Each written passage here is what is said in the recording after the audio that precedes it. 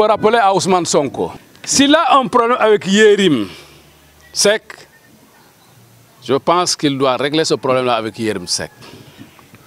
Sa sortie ici est très malencontreuse, justement pour tenter de politiser le problème casamançais. Ce problème-là est trop lourd pour être politisé. Nous le faisons comprendre que si c'est de cette façon qu'il veut régler le problème casamançais, je pense déjà qu'il est en train de passer à côté. Lui faire comprendre que ce problème casamançais n'est pas un problème de développement, c'est un problème de décolonisation. Qu'il le sache une bonne fois pour toutes.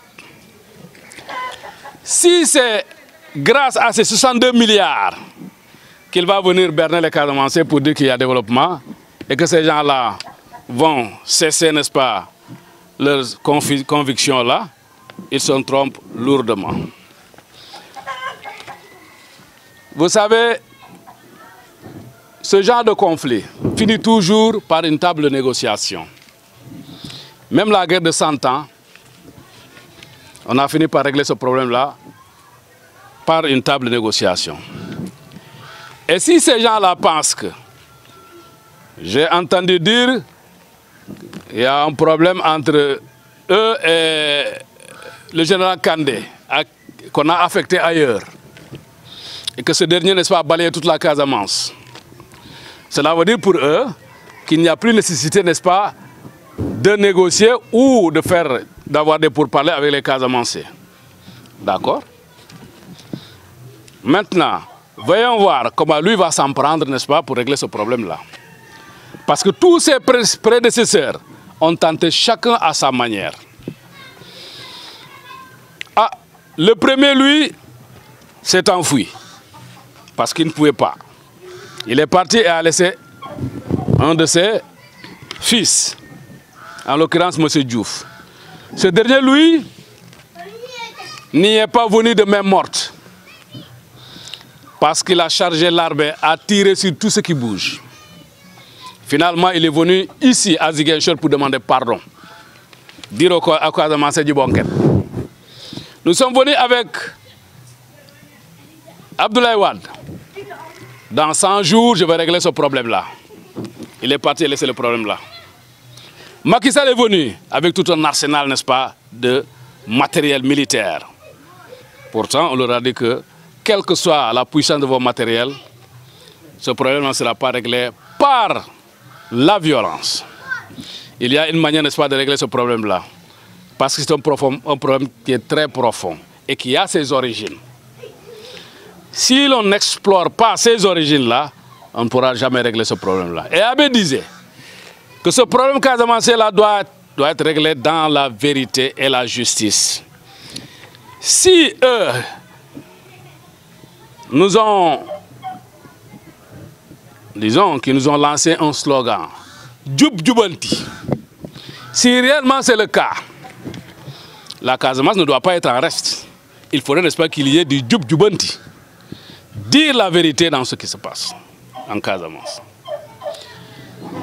Quand il dit que ce livre-là ne sera jamais vendu en Casamance, ils ne feront pas la promotion de ce livre-là. Qu'est-ce qu'il cache, lui, en tant que fils Casamance? Que les Casamancés ne puissent pas connaître leur histoire. Ils se trompent. Les gens connaissent déjà leur histoire. Ils se trompent. Les archives dont il fait allusion, ce sont les Sénégalais eux-mêmes qui ont brûlé les archives casamancaises ici. Les archives de Karabane, d'Oussoui, de Ziguinchor jusqu'à Kolda ont été brûlées par ces Sénégalais-là. Pour étouffer ce problème-là, pour ne pas que les gens connaissent ce problème.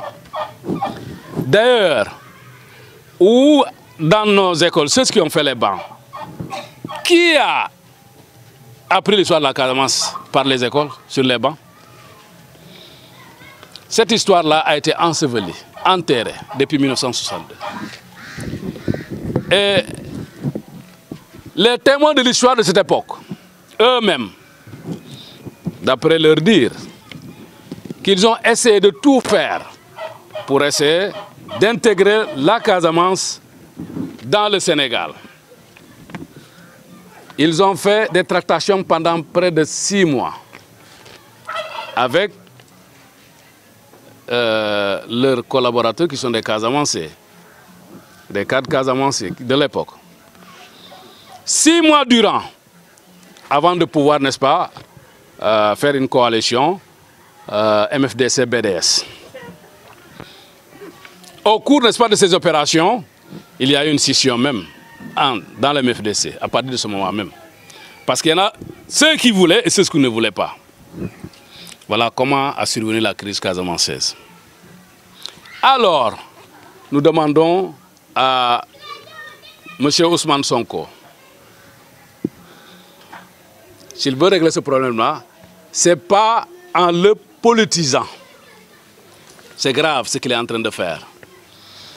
Et cette popularité dont il jouit ici en Casamance, qu'il se rappelle que la Casamance là a trop souffert.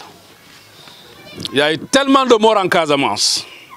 Quand il parle, n'est-ce pas, des Toubabs qui ont infligé beaucoup d'exactions ici en Casamance. Ceux-là, dans la période coloniale. Oui, ça s'est produit ainsi. Il y a eu beaucoup d'exactions, il y a eu beaucoup de tortures, il y a eu, n'est-ce pas, des travaux forcés. Et ceux-là, ces Sénégalais en Casamance, qu'est-ce qu'ils ont fait? Il n'y a pas eu de mort ici. Au point même qu'on a même qualifié un certain général de boucher ici en Casamance. Tellement on a tué des gens ici. Des exactions sommaires, des tortures. Moi-même, j'étais en prison, moi. J'étais tellement torturé. Je fais partie de ces victimes-là. Quand Ousmane Sonko se lève, n'est-ce pas, pour accuser ces Européens-là, d'avoir torturé ou d'exiler les Casamancés, etc., etc. Eux-mêmes l'ont fait. Ces Sénégalais l'ont fait en Casamance. Alors, pour qu'on ne connaisse pas l'histoire de la Casamance, ah bon, c'est ça son vœu. Nous savons pertinemment que la Casamance a bel et bien son histoire. Et que cette histoire-là, les Casamancés vont s'en approprier. Abbé nous a dit qu'un jour, la vérité éclatera. Et voilà comment est-ce que la vérité est en train, n'est-ce pas, de surgir, pas à pas. Quand les Casamancés seront tous édifiés, nous verrons où est-ce que nous allons. Qu'ils viennent développer, de toute façon. Ils ont la liberté de faire ici ce qu'ils peuvent. Ils n'ont qu'à développer la Casamance. Ce n'est pas ce qui va nous retenir, n'est-ce pas, dans le sens, n'est-ce pas, d'aller à l'indépendance. Non. Ça, c'est une revendication qui est innée. La Casamance a droit à aller à l'indépendance. C'est un droit inaliénable, un droit imprescriptible. Que tout le monde le sache. Maintenant, vouloir régler le problème là à leur manière, ils n'ont qu'à le faire. Sans inviter les MFDC, ils n'ont qu'à le faire. J'entends par là qu'il dit qu'il va se concerter avec Diomaye pour aller, n'est-ce pas, voir peut-être les combattants ou autres, ou certains dignitaires casamancés. Oui, nous l'attendons de toute façon. Il entendra effectivement, évidemment, l'opinion des Casamancés. Donc, si nous poursuivons,